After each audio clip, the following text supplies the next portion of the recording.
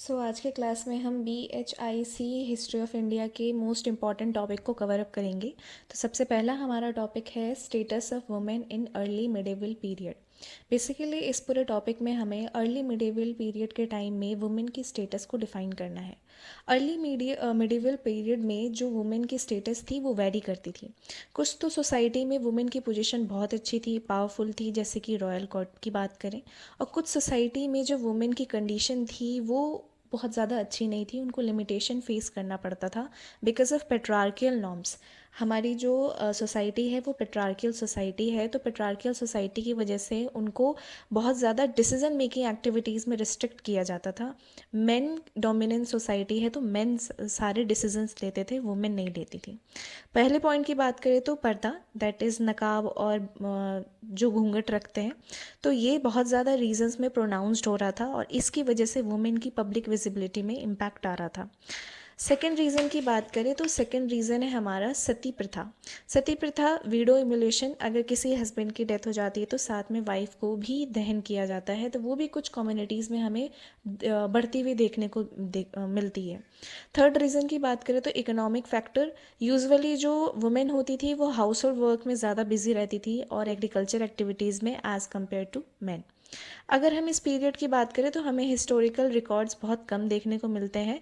तो ये सारे अर्ली मिडिवियल के पॉइंट्स हैं जो कि डिफाइन करते हैं कि वुमेन की स्टेटस कैसी थी। BHIC 105 की मोस्ट इंपॉर्टेंट टॉपिक को कवर अप करेंगे। तो सबसे पहला हमारा टॉपिक है महिलाओं की स्थिति समयांतर काल में कैसी थी। इस पूरे टॉपिक में हमें समयांतर काल में महिलाओं की स्थिति को डिफाइन करना है। तो महिलाओं की स्थिति क्षेत्र और समुदाय दोनों में ही अलग अलग देखने को मिलती है और इन दोनों में ही प्रभावित करती है सामाजिक, आर्थिक और सांस्कृतिक रूप में। कुछ समाजों में तो महिलाओं की स्थिति बहुत शक्तिशाली होती है और प्रभावशाली होती है, जैसे कि राजकीय दरबारों में। और कई महिलाओं को पितृशक्ति नियमों के कारण बहुत सारे बाधाओं का सामना करना पड़ता है।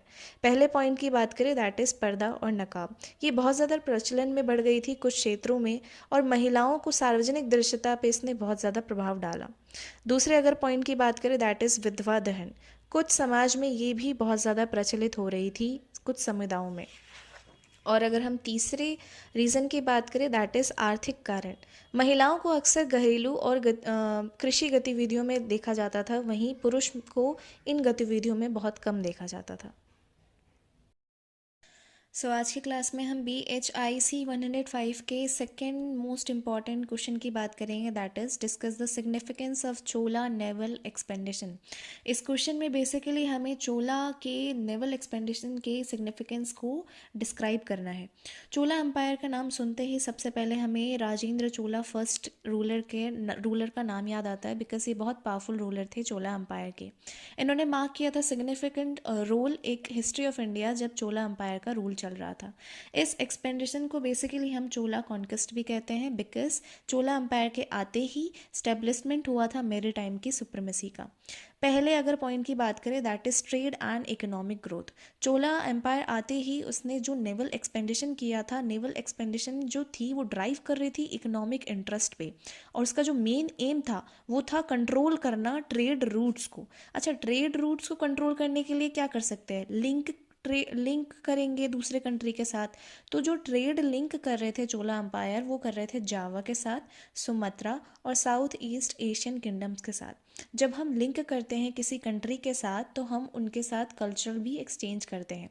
तो कल्चर एक्सचेंज सेकंड जो हमारा पॉइंट है, that is culture exchange. Culture exchange हुआ हमारा चोला एम्पायर और साउथ ईस्ट एशियन सिविलाइजेशन में।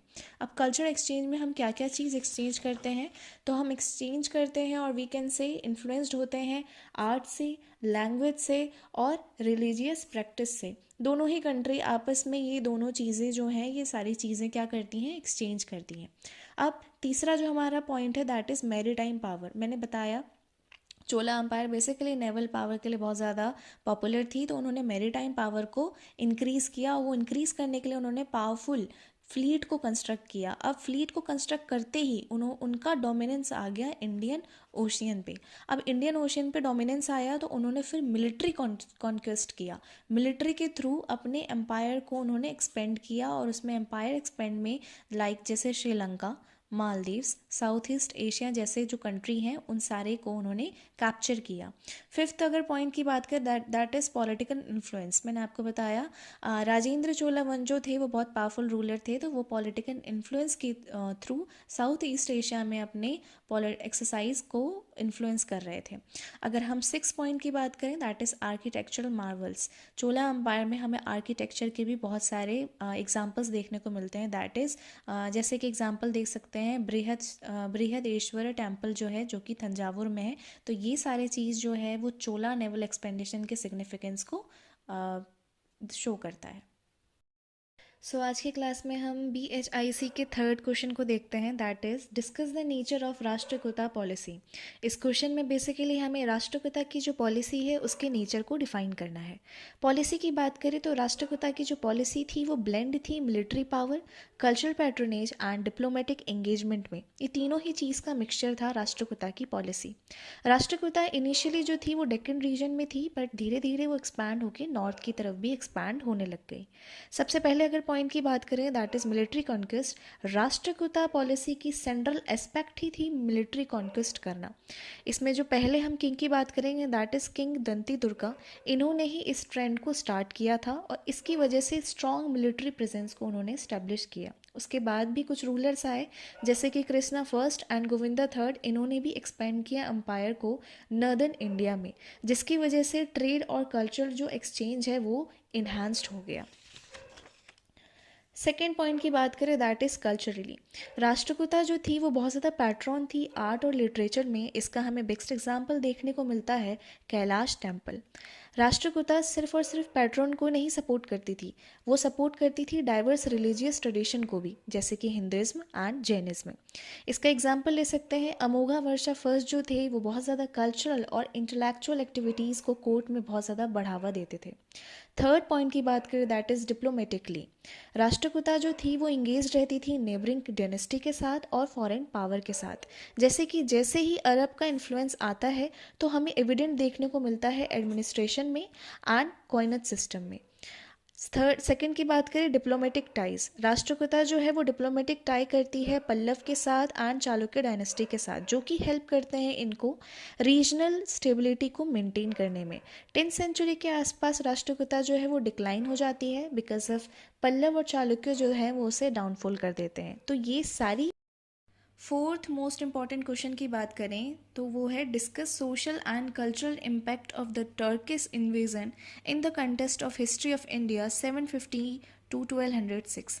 इस क्वेश्चन में बेसिकली हमें बताना है कि सोशल और कल्चरल इम्पैक्ट में क्या क्या चेंजेस आए जैसे ही टर्किश इन्वेजन हुआ। तो टर्किश इन्वेजन में हमें सोशल और कल्चरल वे में इम्पैक्ट देखने को मिलता है। ये पीरियड ऐसा था जब टर्किश रूलर जो थी उनका अराइवल होता है और वो इस्टेब्लिश करते हैं दिल्ली सल्तनत को। सोशल इम्पैक्ट की बात करें तो पहले अगर पॉइंट देखें तो वो है हमारा diversity of population. Turkish invasion के आने के बाद हमें पॉपुलेशन में डाइवर्सिटी देखने को मिलती है। लोगों एमलगेमेशन होने लग जाता है डिफरेंट डिफरेंट कल्चर्स में एंड एथनिसिटीज़ में। टर्किश रूलर्स का लोकल पॉपुलेशन के साथ इंट्रैक्शन होता है जिसका रिजल्ट हमें देखने को मिलता है डाइवर्स सोसाइटी का। सेकेंड अगर पॉइंट की बात करें दैट इज़ सोशल हेरार्की। जो टर्किश रूलर्स है वो इंट्रोड्यूस करती है सेंट्रलाइज फॉर्म और हेरार्कियल गवर्नमेंट्स को भी इंट्रोड्यूस करती है। अगर हम थर्ड पॉइंट की बात करें दैट इज़ रिलीजियस टॉलरेंस। जो बेसिकली जो टर्किश रूलर्स थे वो दिल्ली सल्तनत को इस्टेब्लिश करते हैं और ये रिलीजियस टॉलरेंस की लेवल जो इनकी होती है बहुत अच्छी होती है। ये बहुत सारे ही रिलीजन को एक इक्वल फॉर्म में ट्रीट करते हैं। सोशल इम्पैक्ट के बाद अब हमें कल्चरल इम्पैक्ट को समझना है। कल्चरल इम्पैक्ट में जो हमारा पहला पॉइंट है दैट इज़ आर्किटेक्चर।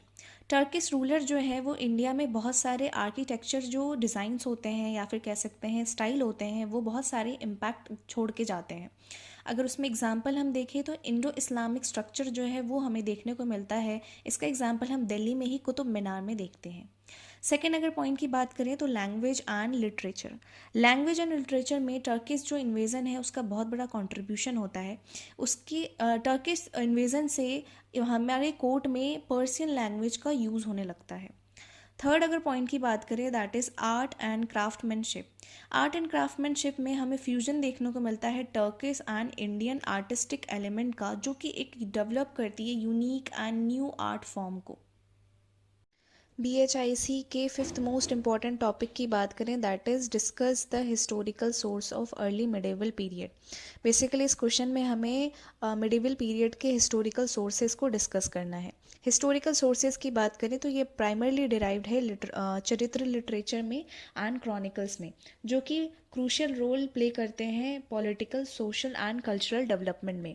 तो सबसे पहले हम चरित्र लिटरेचर के बारे में पढ़ेंगे। चरित्र लिटरेचर जो है बेसिकली एक जेनरे है हिस्टोरिकल का और एक बायोग्राफिकल राइटिंग है, जो कि बहुत सारी इंडियन लैंग्वेजेस में लिखे जाती हैं, स्पेशली संस्कृत में लिखी गई है। ये कवर करती है बायोग्राफीज और लाइफ स्टोरी किंग्स के ऊपर, वॉरियर्स के ऊपर और सेंट्स के ऊपर।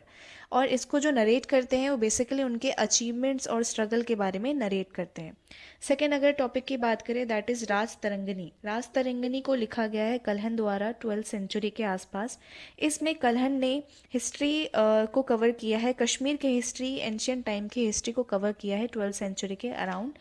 और इसमें उन्होंने बेसिकली प्रोवाइड किया है एक पॉलिटिकल डायनेमिक्स को कि किस तरह से कश्मीर में उस टाइम, एंशियंट टाइम में कश्मीर की क्या पॉलिटिकल डायनेमिक्स थी।